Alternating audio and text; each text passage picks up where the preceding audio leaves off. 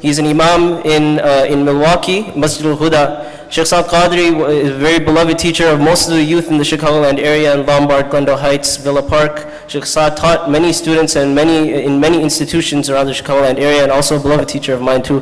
Jazakullahu Khairun. And we ask Allah subhanahu wa ta'ala to inspire him with the words that will inspire our hearts. A courtesy that everyone please move forward, inshallah ta'ala. We don't want any gaps in between us. Also the women please move forward. And the rahmah will descend upon the gathering that is completely close and no gaps in between. And again, just another courtesy, whoever's in the lobby area, they can move forward as well. And please, we can stay off our phones just a little bit, inshallah ta'ala. Just another reminder that we may feel that we're getting tired and it's quite late, but just remember that in Ramadan, this is the time when Isha Salah will begin. In Ramadan, this is the time when Isha Salah will begin. This is when we begin our Taraweeh Salah. And the energy that comes from Allah subhanahu wa ta'ala at that time is just hope for. But this is like a preparation for us. Ramadan is meager 10 days away. So it's like a preparation for us. So we should renew our intentions, try to refresh ourselves. Inshallah, listen to the lively of Sheikh Saad Qadri, inshallah. Jazakullahu Khairun.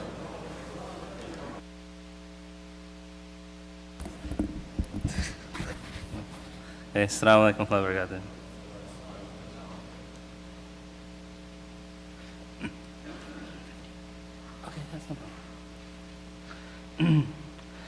Bismillah ar-Rahman ar-Rahim.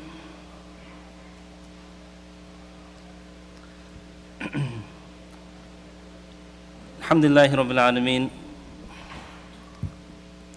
As-salatu was-salam ala أشرف الأنبياء المرسلين وعلى آله وصحبه أجمعين أما بعد قال الله سبحانه وتعالى في القرآن الكريم ولوطا إذ قال لقومه أتأتون الفاحشة ما سبقكم بها من أحد من العالمين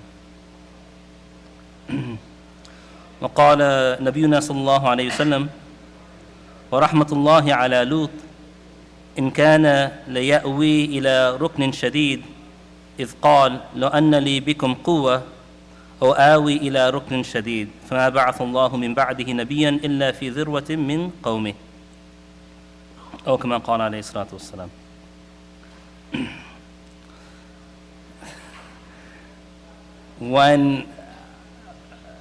So a few interesting things happened today. I'm going to share them in this conversation that I'm having with you. One of the interesting things that really I feel highlights, you want me to bring it closer? Okay. One of the things I think really highlights just a lot of what we're going to be talking about today is Maulana Yusuf, I don't know if he's here now, one of the teachers over here, who happens to be my nephew. He came over to my parents' place to visit.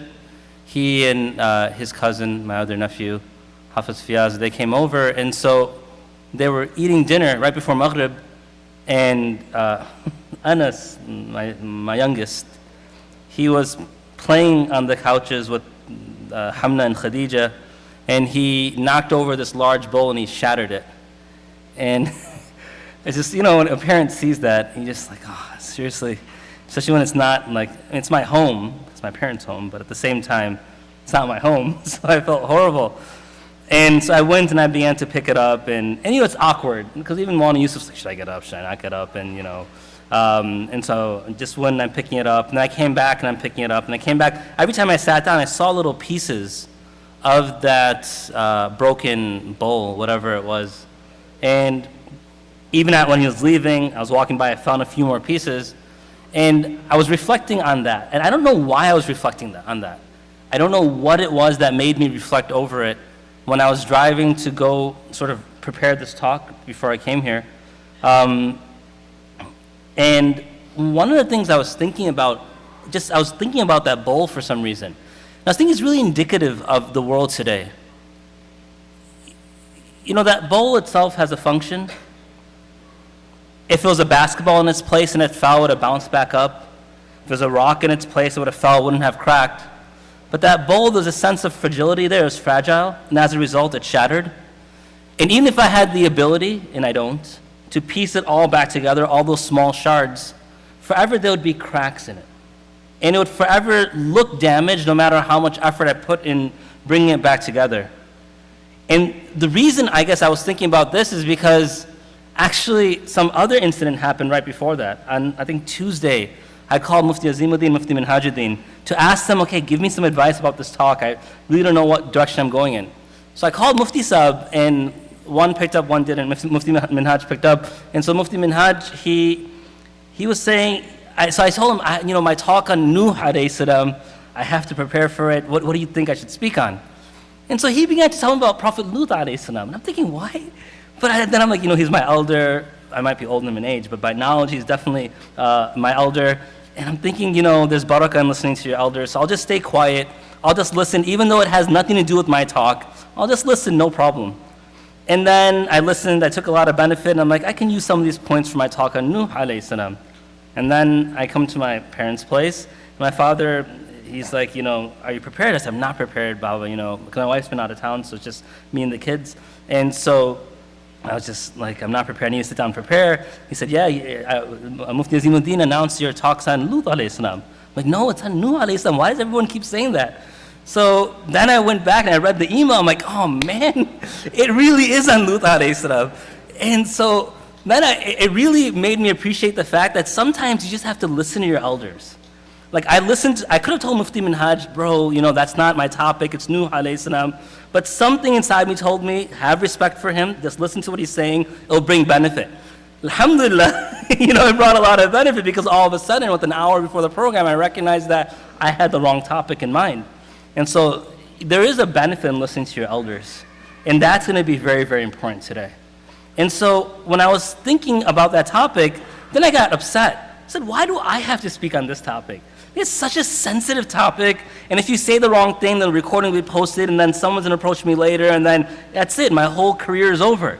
And so I was just like, not in terms of speaking, but as what I do outside of this masjid, it's all over. And then I was like, man, Mufti Sahib, why do you have to put this topic on me? And then I was getting a little frustrated with myself, like, I can't address this topic. And that bowl image came to my mind. I felt like this topic is exactly like that bowl. If it's mishandled, it will shatter. And when it's shattered, and this is how people's iman is, it'll just shatter. You can piece it back together, but forever there'll be these cracks there. So I'm very frightened to give this talk because I feel it's just like that bowl. And I feel at least Anas is 1.5 years. I'm spiritually less than that. And I feel like I'm going to drop it, it's going to shatter, and people's iman will be affected. So I'm really worried about this. So I'm asking that you make dua for me, and that you overlook any slip of the tongue, and rather than have judgment, ask the questions that you have to ask, because I'd rather clarify a misstep in my words than have to worry later, did someone misunderstand this or understand this correctly? This topic actually brings me to a third incident that happened today. I know, the whole topic will go into these incidents. So I went to Dunkin' Donuts because I was really tired and I needed to drink something and I needed to get away from the kids. And I don't drink coffee, so I ordered a coffee drink. And the lady behind the counter was asking me all these questions. I didn't know what half of those were. I'm like, does it have caffeine? She said, yes. I'm like, just give me that. That's fine. And then so she's bringing it, and I don't know what she did behind the register, but she dropped change or something, and she cursed. And so I was paying attention to myself, and I didn't really care. So then when she was handing me money, she said, I'm really sorry. I didn't mean to curse in front of you. And so I said, no, it's not a problem. And I was thinking about this, and I was thinking, why was that an issue? Because I'm not glowing nude or anything, that all of a sudden she's like, oh my God. And so I think the reason really is that there's a prophetic reality in the way we present ourselves. It could be physically, it could be spiritually, it could be personality-based, psychologically-based, all those things. And if it emanates even a drop of sunnah, people are attracted to it, and they become embarrassed if they do something counter to it. She wasn't Muslim, that I know of at least, and there's no reason why she should have had to apologize. But there's a sunnah the Anbiya carried. And that sunnah, if we embody it physically, spiritually, internally, externally, etc., it will have an impact on people whether we consider it to have an impact or not. And so when we're sitting in this gathering speaking about the Anbiya, we need to begin to take from their sunnah. Because in a hadith I'm going to share today, we see Rasulullah ﷺ did look at the characteristics of the Anbiya, and he spoke highly of them, and he even compared them to his own characteristics, saying that if only I had such and such, and there's an explanation about that according to the ulama. So with Prophet Lut alayhi salam, there will be some lessons that we take away today. And those lessons, it'll be very important that we just don't come here for infotainment. It's not here as a substitute for a concert. It's not here as a substitute for YouTube. We're here to learn. Now, what that would normally entail is that we'd be taking notes, but I know you all have photographic memory, and you have oral, AURAL memory, whatever the case may be, but you don't have to memorize the talk. There'll be a couple points that might really affect you.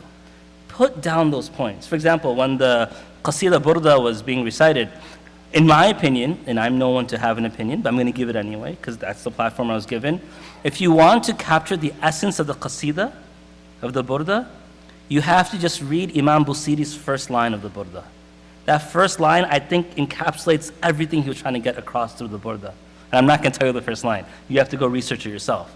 If you find that line, if you focus on it, you'll think, subhanAllah, that this is really the essence of the Burda. Wallahu alam bis-sawab. But I feel that way, and that's the nature of anything dealing with the Anbiya.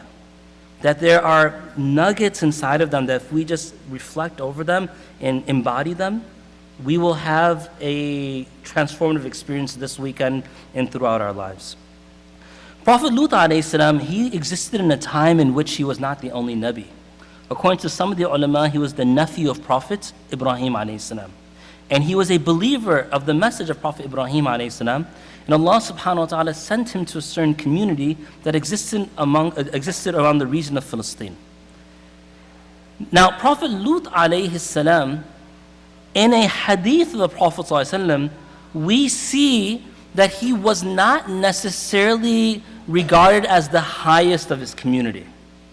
Now, there's different explanations about that, him migrating to the community, coming from the outside, etc. There's different explanations regarding that. But that's going to be very, very important today. And the reason why that's important is because we see that Prophet Lut alayhi salam has a characteristic that if we were to embody, we would see drastic change in our lives, and that's the first characteristic I want to go into. In terms of the actual order of events, this is one of the last things that happen. However, it is important for us to take away this point, I believe, first, because this will help combat an epidemic that exists today, which is known as just hopelessness. Allah Ta'ala tells us not to لا تيأسوا من روح الله لا تقنطوا من رحمة الله, to not have hopelessness of Allah Subhanahu wa Ta'ala. Iblis, according to Ibn Abbas radiallahu anhuma, was known as Azazil. And he became known as Iblis because Ablasa. He had an anxious worry, he despaired. And that is a characteristic that we never want to be described by. So what is this incident? When Prophet Lut alayhi salam had the angels come to his home, and they came to, and according to some of the historians, his daughter saw them, and she came with the message to her father that there are these three messengers that are here.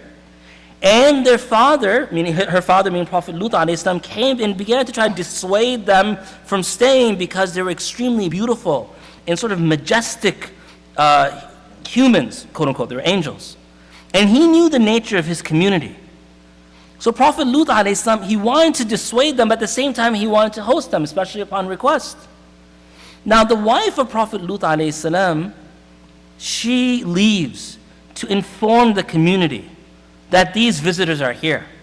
And when they find out that there are these visitors who there has not been anyone who has shared even an iota of their beauty, they race to the home of Prophet Lut alayhi salam. Now Lut alayhi salam, he tries to give them a bit of a sermon, and he tries to dissuade them, and he offers from other options for them to take. Go to your wives, my daughters, etc. All of this falls on deaf ears. They begin to mock him, they laugh, and they try to physically take hold of the angels. When they get closer, Prophet Lut alayhi salam, he begins to try to push them away through word and actual physical effort, though he knows that he is not going to be able to stop them. He knows he is not going to be able to stop them. He is one man in the end. This group will easily overpower him. But in the end, he has a recognition. And what is that? That his responsibility is to do what is within his capacity. And outside of that, that is up to the one who creates the entire situation, which is Allah subhanahu wa ta'ala. And so he makes the effort, and they are easily able to get past him. And what subsequently happens, they announce the fact that they are angels, and the people become horrified, and they begin to turn away. In our lives, we are going to reach a point, be it within our families, our workplace, something within our deen, our friends, something will happen where we will begin to consider the reality that I can't do anything about this. The foolish individual is the one who says, I can't do anything about this, and walks away from the situation. Because our judgment is not based upon the fact that we were able to do something. In our deen, the ends do not justify the means. Rather, what are we accountable for? For making the effort. At Badr, if the Sahaba radiallahu anhum decided for themselves that there's no way a group that is slightly above 300 will be able to measure against 900 to 1,000 of those who are well armed, the logical result being just walk away and save your skin on that day, then we wouldn't have had the miracle of Badr. But Allah subhanahu wa ta'ala guaranteed a protection for them, when they took that initial step to be able to participate in the battle and fulfill the command of Allah subhanahu wa ta'ala. And this is one of the epidemics that exists today. We become hopeless so quickly. Why is hopelessness considered a major sin? Because that hopelessness does not question our own ability. It questions the ability of the one Qadir ala kulli shay. Wa huwa ala kulli shayin qadir. That he has might over everything. And Rasulullah sallallahu alayhi wasallam, over and over and over, his sunnah and his life exemplifies the fact that he did not stop where he was physically incapable to continue. Rather, he continued past that. And when he continued past that, the help of Allah subhanahu wa ta'ala came.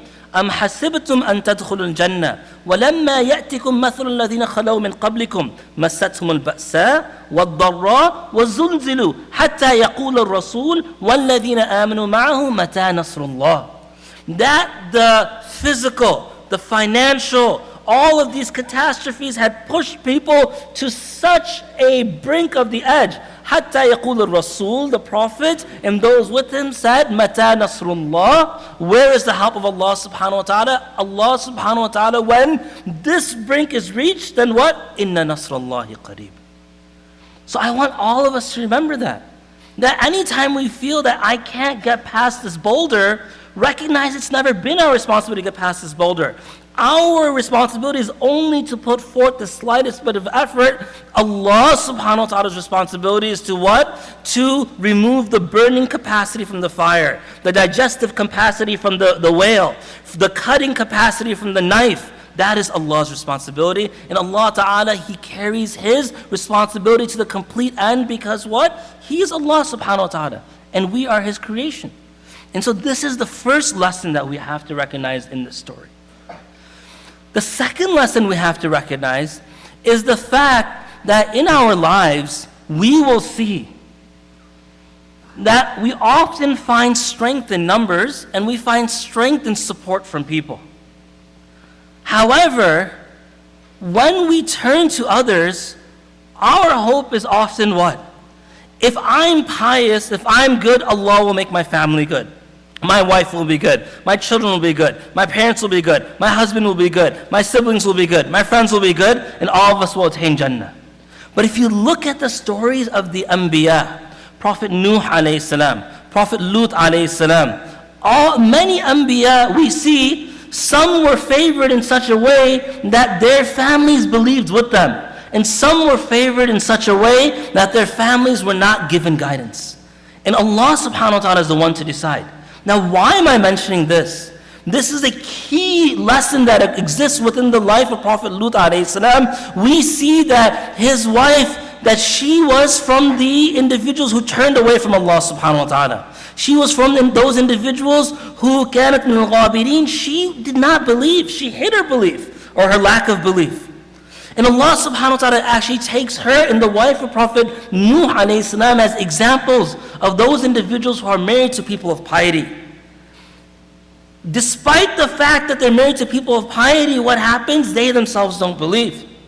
Now, many individuals here who are married, we are always looking to take that dart of blame and find the target. The target is upon our chest, right above the left recess of our heart.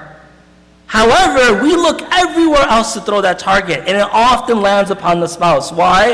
If only she was more practicing, I would be more practicing. If only he woke up for tahajjud, I would wake up for tahajjud. If only she did X, if only he did Y, I would do the same. If only he or she was stronger, I would do the same. But if you look at the example of these individuals in our history, we see Asya radiallahu anha. We see Nuh alayhi salam, Lut alayhi salam. Now Allah subhanahu wa ta'ala did not make it such that if the household wasn't working together, then all of a sudden one person suffered. So we have to stop making it an easy outlet for ourselves to always blame the spouse, or those of us who are not married, or those of you who are not married, those individuals who are around us. Because all that does is instills within our lives a sense of laziness that will not be able to go around. And we will be stuck blaming others until death comes. And when Allah Ta'ala raises us up, what will we say? It was so-and-so's fault? Allah knows the truth, and we will know the truth on that day. And the reality is we know the truth right now. And so within the story, we see Prophet Lut alayhi salam, though it becomes clear later, not earlier, later, that she was from those who did not believe and follow. Prophet Lut alayhi salam, he was never held back. And we should not be held back if the people that surround us are necessarily practicing. Rather, we should look. You know, the verse of Quran, Allah Ta'ala mentions, Ya ayyuhalladhina amanu attaqullah wa kunu ma'a sadiqeen. Everyone's always saying, well, I need to find good company. But this works in two ways. Be with the people of piety or truthfulness or confirmation. What does that mean? We should be with them, but also those people will need company to join them. Meaning there's two parties. Those who are benefiting from the good company and those who are the good company. It's a point in time in our Muslim history or our present state that we have to begin to now shift from saying, I'm going to find good company, to finally saying, I'm going to be good company. How long will we say that I need to find someone, find someone, find someone? When will we become that person? How many programs have to be held for Saad to finally think to himself, it's time I changed myself? And this is a question we should ask. Who's been to a Darus Salam program before? Who could honestly say they've memorized, unless your mother said, you don't come to my own programs in Wisconsin, you come over here? Gee, I'm the same person, there and here. I'm so much closer. Is it closer here than there? Okay. The food's more halal over here, right? That's what it is, right? So it's cool, man. I don't mind. So now think to yourself, what was the last program you attended from Darus Salam? Anyone? How long ago was it? Look, I'm asking you. This is not a trick question. Sorry? December. Can we say we found a tangible, traceable, measurable change in our lives? Have we added 2 more rakat tahajjud? Have we added 1 more day of fasting? Has 1 more juz been added to our repertoire of memorization? If you're hafiz, has 1 more juz become solid? This is not here for enjoyment, just so we can sit and say, man, that was a great talk. What was it on? Oh, about deen and Allah and stuff. That's not why we're here. We're here to make a tangible change, because this will be actually held against us if we don't use it as change. This has to be a means of change. And we can't blame others. Allah Ta'ala is putting this in our backyard. Hours away or minutes away, He's putting it within our backyard. And now, if we're coming, we have to recognize that this has to become a sabab for our change. Who here came from the beginning of the program? Or at least in the last talk, the previous lecture. Who came with the solid intention of why you're here? Did anyone just sit down and say, Alhamdulillah, we have one? It's not a fundraiser. You can raise your hand. You know, who sat and said, okay, I'm here for the intention that, you know, I come from an area where the company is a bit poor. I need to come to strengthen myself. Or I'm coming because the gatherings of remembrance, Allah's angels come and take our names. Who came with it, and which one of us walked in saying, oh, that's awesome, yeah, I'll see you there. I mean, we have to be people of purpose. Prophet Lut alayhi salam was a person of purpose. And how do we see that? The third lesson. The istiqamah that he showed. It is easy to be from those individuals who are part of the institution right now when the entire facility is being built in the back. It's hard to have studied in the basement in Kankakee. Any Kankakee guys here? No? Those who were there in Kankakee when it all began, it was hard back then. I wasn't part of it, but I would visit. It was hard to be when this was a warehouse.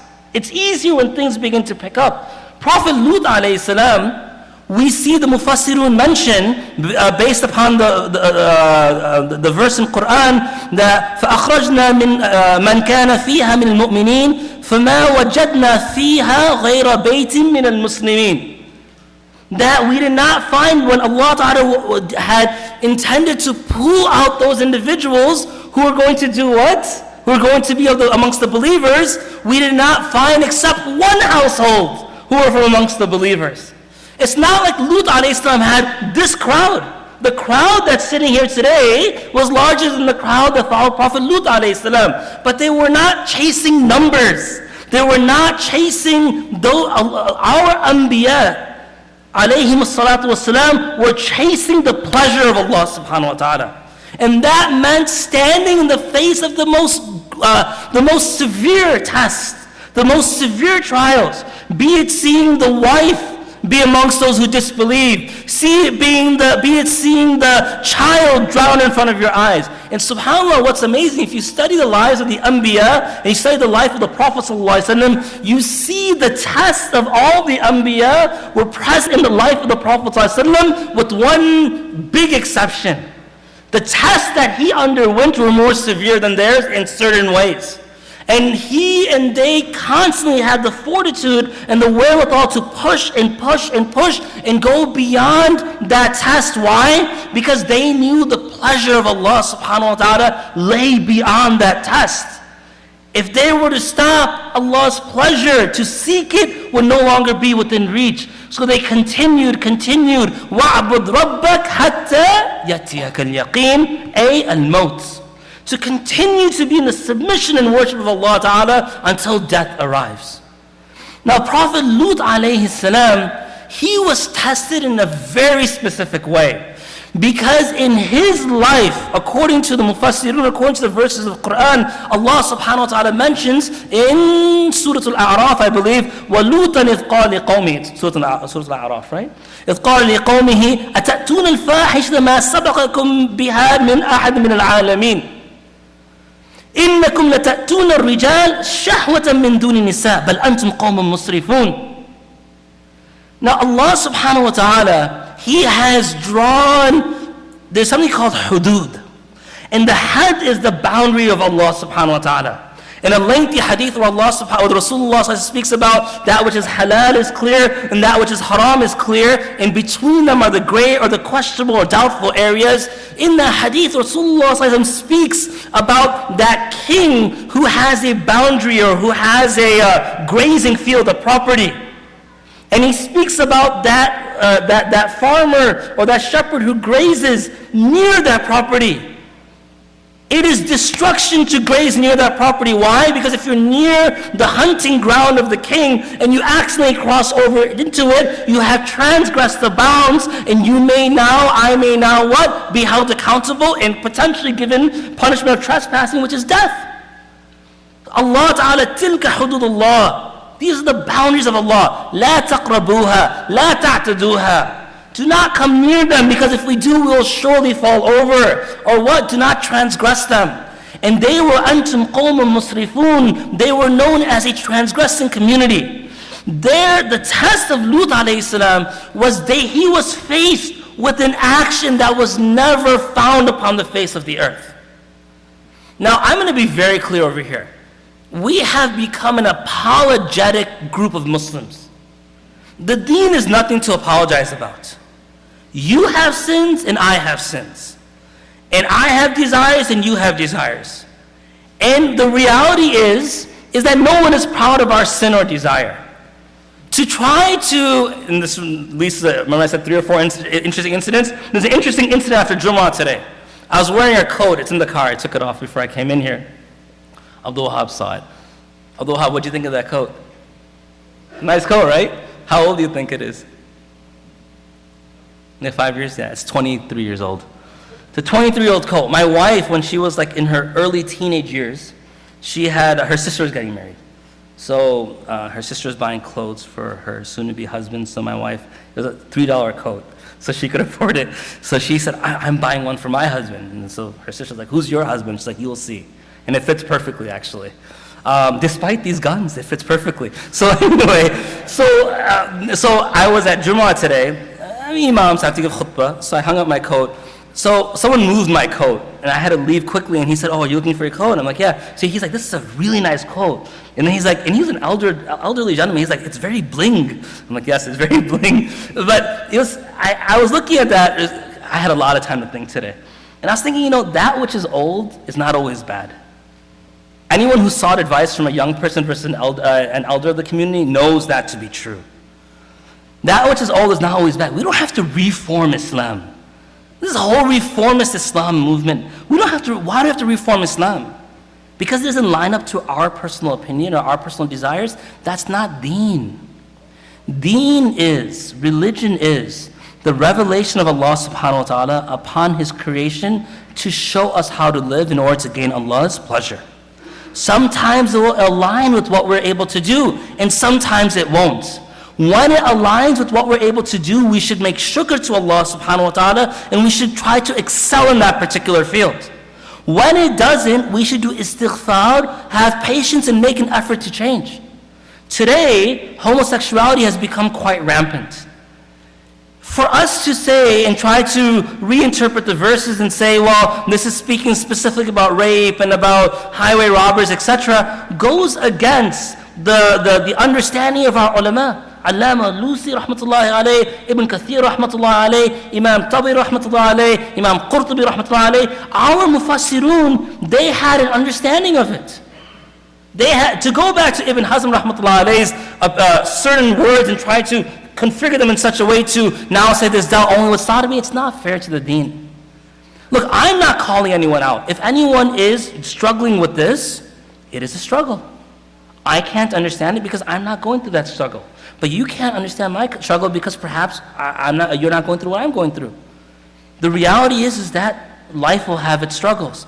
But I can't come up here and say, well, in our reformist way, when do you reform something? You reform something when there's a defect. Hasha lillah. Deen has defect. Allah revealed it pure and perfect to a man who reached the heights of human perfection. Yes, it may not go according to the way that some of us want.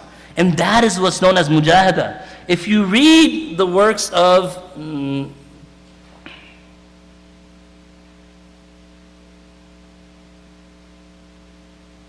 wrote Tasawwuf wa Sharia? Maulana Masihullah rahmatullah alayh. If you read his work, you will find an entire discussion on mujahada and mukhalafa. It's not only mujahada bin nafs, there's also mukhalafa that exists. And that is necessary sometimes. For some people, that battle exists in interest in riba. That is their battle. And that will be a strong battle they will wrestle with to the end of their lives. For some people, it may be homosexuality. For someone to come and say we're going to re-establish the understanding of interest, and interest is not usury and vice versa, fine, there might be some academic discussion there that I don't understand, but why not take the pure stance which just recognizes the following? The majority of the scholars throughout our history have said what? It is what it is. And so Prophet Lut alayhi salam, he came to community. For example, who's graduating here tomorrow, Sunday, from the Alim course? Who's graduating this Sunday from the Alim course? It's June? Okay. Who's graduating in June from Allen course? No one is? SubhanAllah. Okay. Thank you. So, okay, two. I mean, there's nothing, you don't have to be like, it's not a bad thing. You guys are answering questions like I'm saying, okay, who double parked outside and blocked in Mufti Azim? That's not what I'm asking. Who wrote a fake number on their pledge card? I'm not asking that question. I'm asking who's graduating from Allah, accept it.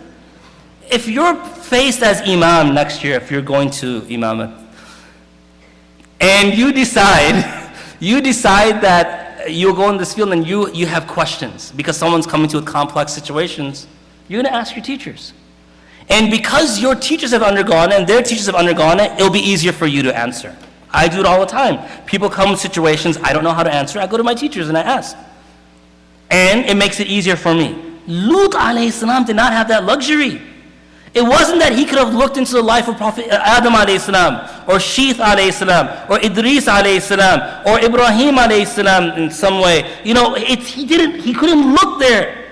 He couldn't look at Nuh alayhi salam and find this. This was a sin. مَا سَبَقَكُمْ بِهَا مِنْ أَحَدٍ مِنَ الْعَالَمِينَ. No one person had engaged in this before that time. So imagine that test. Imagine that test. So the fortitude and the istiqamah at which he had to stand was one that we cannot understand, because all of the tests that we undergo today has some mirror, has some reference point that we can utilize. So now Prophet Lut alayhi salam, he sees that they're undergoing this through this difficulty or this test. They are on the highway, they're robbing people and they're raping people. Literally what's happening. And it's of the same gender. Now Prophet Lut alayhi salam, what do we see? We see that when Allah subhanahu wa ta'ala had made it clear for him that these individuals will be punished, what do we find? We find that he became sad.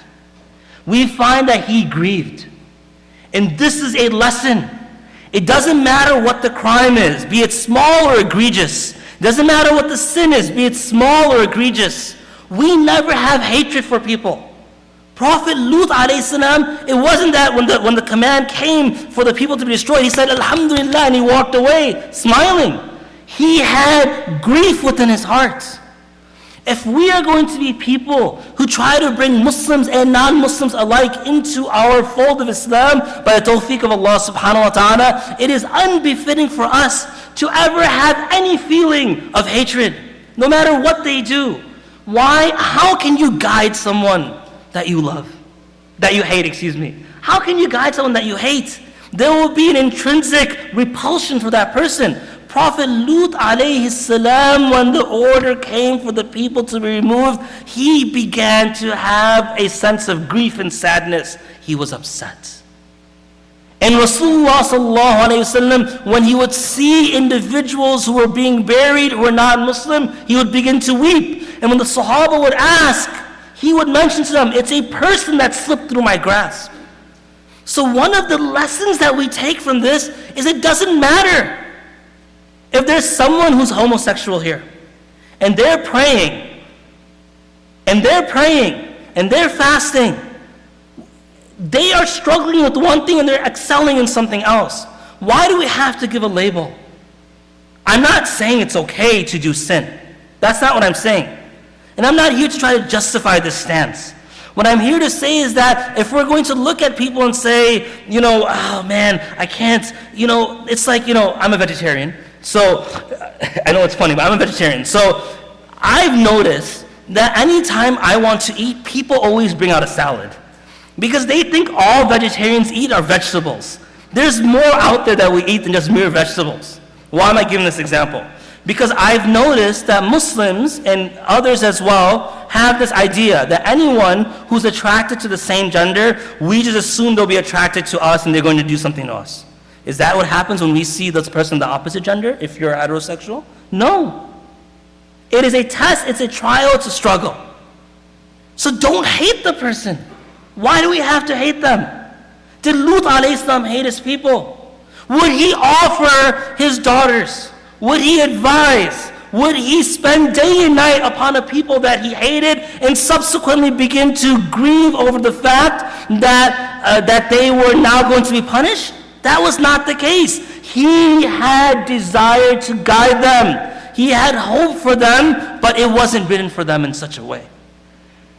So yes, and I had pure intention not to go into the topic of, homosexuality today. I'm trying to stick to that, because that's not the lesson. I'm going to touch upon it shortly, but that's not the lesson today. The lesson is for us to be people like Lut alayhi salam. Now in Quran, Allah subhanahu wa ta'ala mentions something very beautiful. He says, أَرَأَيْتَ مَنِ اتَّخَذَ إِلَهَهُ Hawa. What does Hawa mean there? Desire, good. وَالنَّجْمِ إِذَا the star when it desires? No, what does Hawa mean there? Descend or fall, good. It's the same root. It's the same 3 letters, I should say. Hawa, desires, is also Hawa, to fall. And we have to recognize that there will be desires that plague us. This is a story of a group of individuals that desire overcame them. And they submitted to their desire, and they subsequently took as their ma'bud desire. How do we know that? Because they violated Allah's command and went past Allah for the sake of their desire.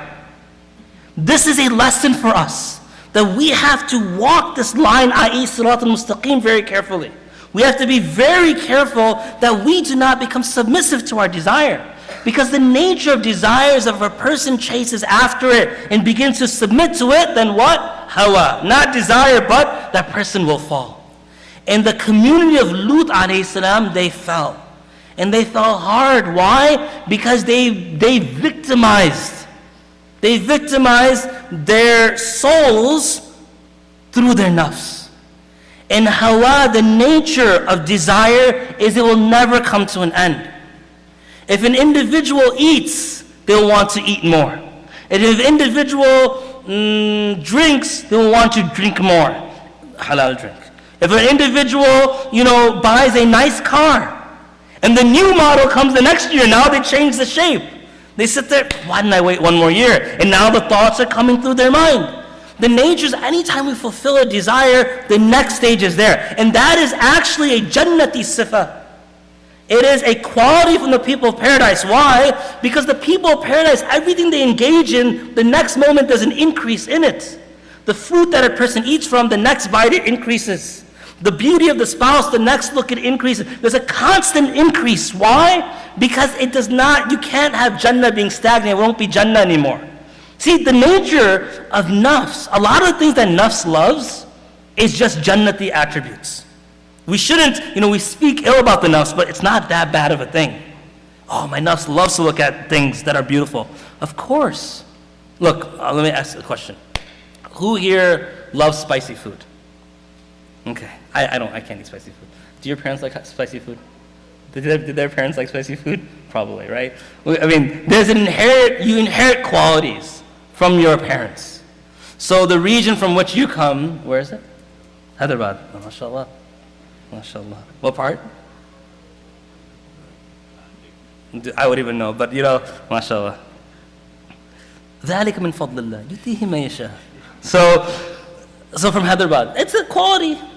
Some people from another region might not like spicy food. That quality you inherited from the place your parents were, it came to you. Where were our great to the nth degree grandparents from? Jannah. Jannah was beautiful, so their eyes were able to look at beautiful things. Jannah was delicious, they were able to eat delicious things. Jannah had beautiful scent, they were able to smell delicious things. Jannah had beauty all around it. So when we had that subsequent desire, it's not necessarily a bad thing. It's a jannati sifa. But a quality, for example, children love to yell.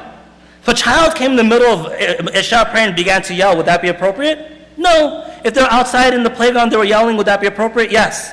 A quality that you inherit, it can't always be acted upon everywhere. So we inherit this quality for love of beautiful things because it's a jannati sifa, and our parents are from paradise.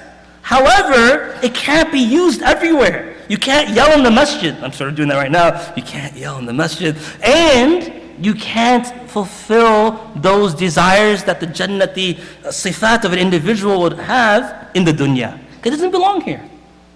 Those qualities are there for a reason. And desire is from those qualities. To want things from those qualities. وَلَكُمْ فِيهَا تَشْتَهِي. What's tashtahi? Ishtaha, yashtahi, what does that mean? To desire. And what is that speaking of? وَلَكُمْ فِيهَا. What's the has? What's it referring to? Jannah.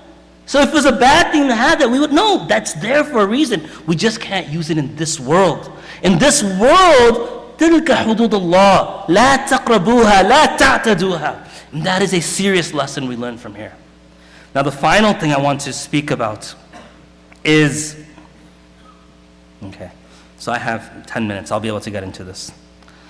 No, 2 more things. Sorry, I forgot this page. Now Prophet Lut alayhi salam, his people, Allah subhanahu wa ta'ala punished them twice over. وَامْطَرْنَا عَلَيْهَا حِجَارَةً مِّن سِجِّيلٍ مَنْضُودٍ مُسَوَّمَةً عِنْدَ رَبِّكَ. Subhanallah.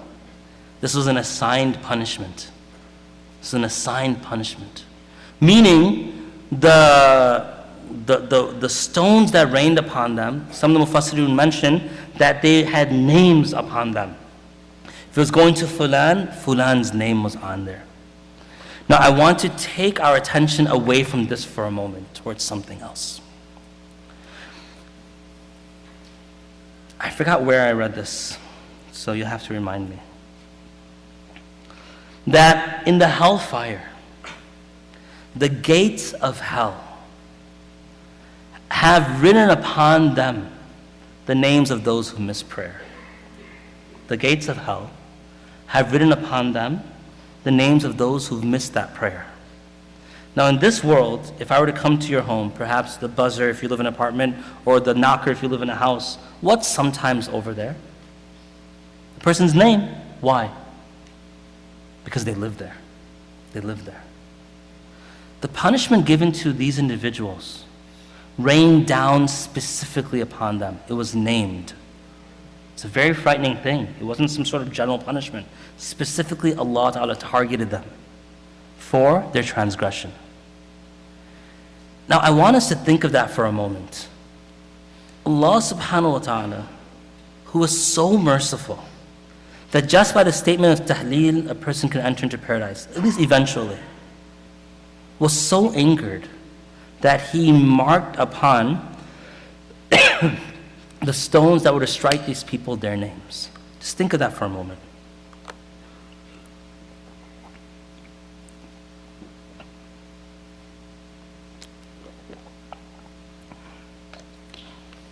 We are sitting here today because we want to gain the pleasure of Allah.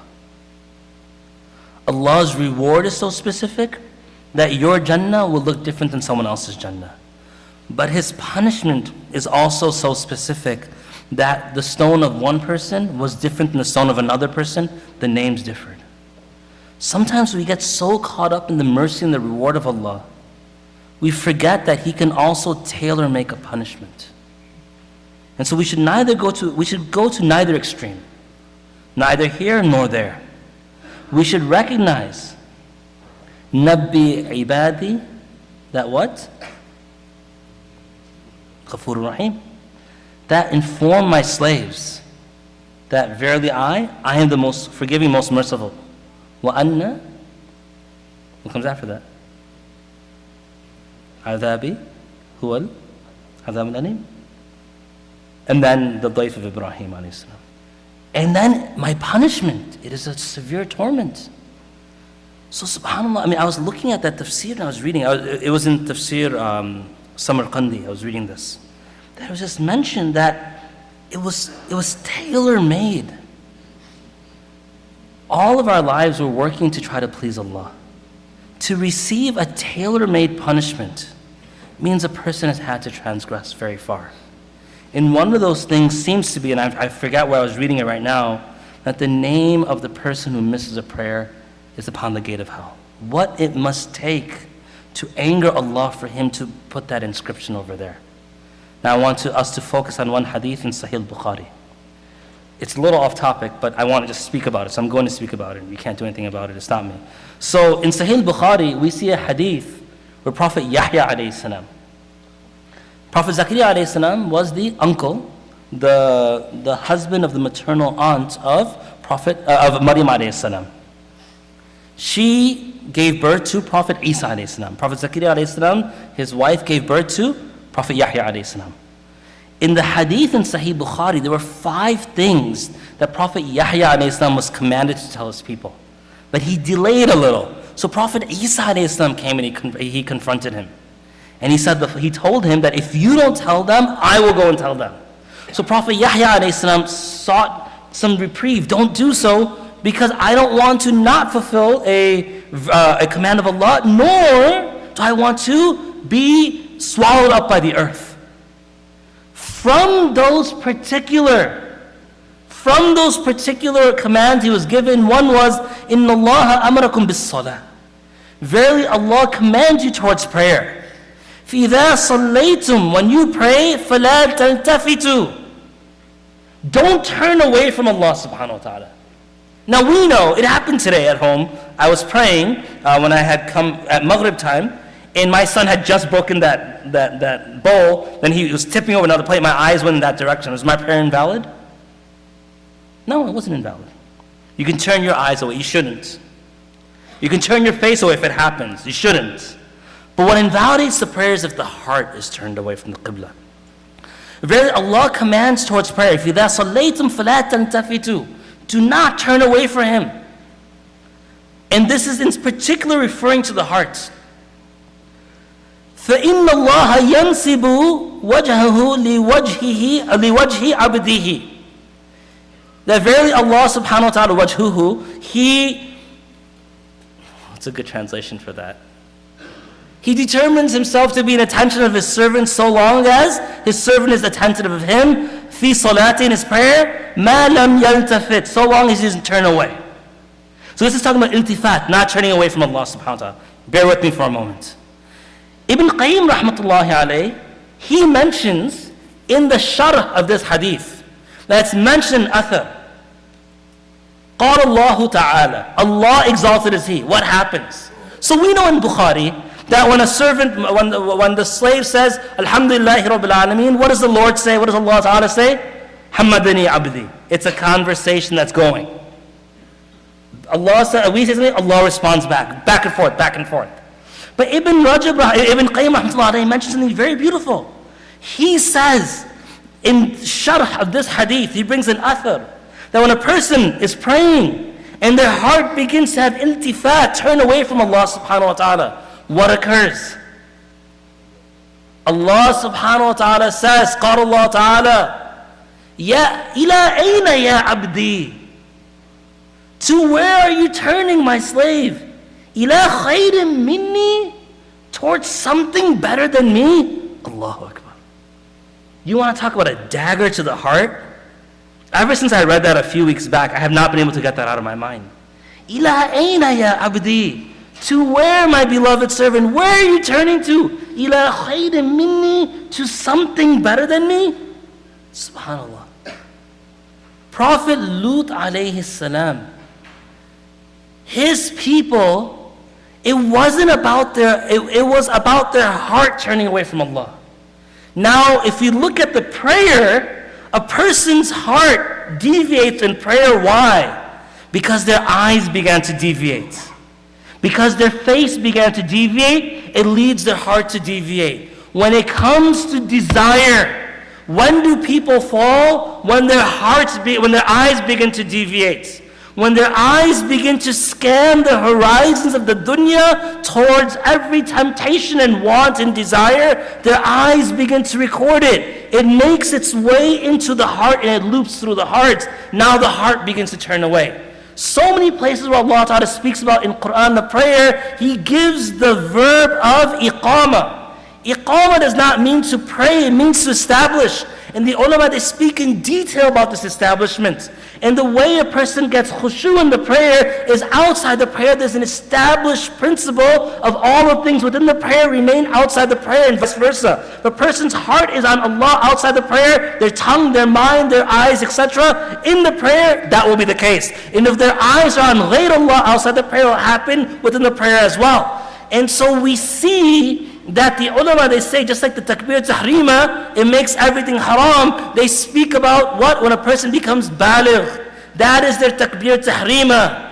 And they will have to remain locked. Takbiratul tahrima, what does that refer to? Everything is made haram, that which Allah has decreed. Life is the same way. We're given birth to, we enter into our state of accountability. Allahu Akbar. Now we're bound. We cannot move away. In prayer, I can't talk. Outside of prayer, I can't. In prayer, I can't. In life, if I'm not in life, I can do whatever I want. But if I'm in dunya, that restriction is Allahu Akbar. Allah is the greatest. He is greater than the greatest. He is, Allah is Allah. And now I can't deviate from what Allah has assigned for me until the salam. And what is the salam? The ulama say, tahiyyatuhum fiha salam. That their greeting by the angels at the gates of paradise will be what? Salam. So the takbir tahrima, Allahu Akbar, we've entered into our tahrima. So as we go through life, how do we keep ourselves from being distracted? The moment our heart goes towards something, we should have this statement that is mentioned by Ibn Qayyim within our hearts. If we're looking at a woman who's not our wife, we should think Allah is watching. And what if He is saying, Ya ila aina ya abdi? To where are you going, my slave? Where have your eyes turned to? Ila khairin minni. If we begin to indulge in desires that are not permissible, we should feel that Allah is asking us, Ila aina ya abdi, ila khairin minni. SubhanAllah, can we imagine? Can you imagine if your wife, you just got married, and you're walking through the mall, and she sees you looking at someone else? Oh, where are you looking? Someone better than me? Right? Then we'll have tahrima, we'll have 4 takbirs, because your janazah will take place at that moment. The reality is that we should have this looping. And the people of Prophet Lut alayhi salam, they had iltifat of their qalb towards what their nafs wanted. And they did not think, ila khairin minni. Rather just nafsi, nafsi, nafsi, and they drowned in that. So we ask Allah's tawfiq to be amongst those individuals who never have our hearts filled with the love of this world, rather we seek the love of the hereafter. We ask Allah Ta'ala to embody us with the prophetic characteristics that were in the life of the Prophet ﷺ and continued through the sunnah of our akabir and our salaf and our khalaf to what reaches us today. SubhanAllah, Rasulullah ﷺ has mentioned, Rahmatullahi ala Lut, it's in Jami' Tirmidhi, may Allah have mercy upon Lut alayhi salam, because he used to take supports. إذ قال, when he said, لو أن لي بكم قوة أو آوي إلى ركن شديد فما بعث الله من بعده نبيا إلا في ذروة من قومه. Because even though he was weak, I'm putting in quotes, he still continued. Allah saw that, and he after that would never let a Nabi come to this earth, except that Allah made him from the people who were stronger, such that he would not have to go through what Lut alayhi salam went through. وآخر دعوانا الحمد لله. Sorry man, a minute over according to your clock.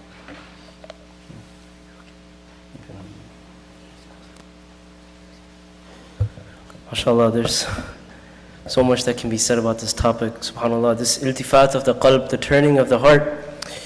The statement that Shaykh Saad mentions, Ila aina ya abdi, ila khairin minni, that we should ask Allah subhanahu wa ta'ala to allow us to fixate, to give the tawajjuh of our heart towards Him and only Him. We ask Allah subhanahu wa ta'ala to not let desires overtake us, just as the desires have overtaken the qawm of Lut alayhi salam. Inshallah, we will begin with the salawat upon the Prophet of Allah sallallahu alayhi wasallam.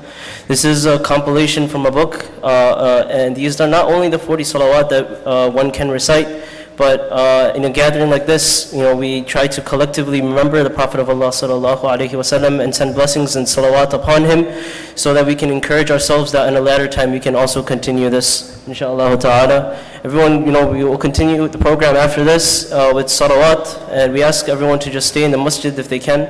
Qari Muhammad Patel will lead us in the salawat. If everyone can just please sit down, we will begin with that, inshallah.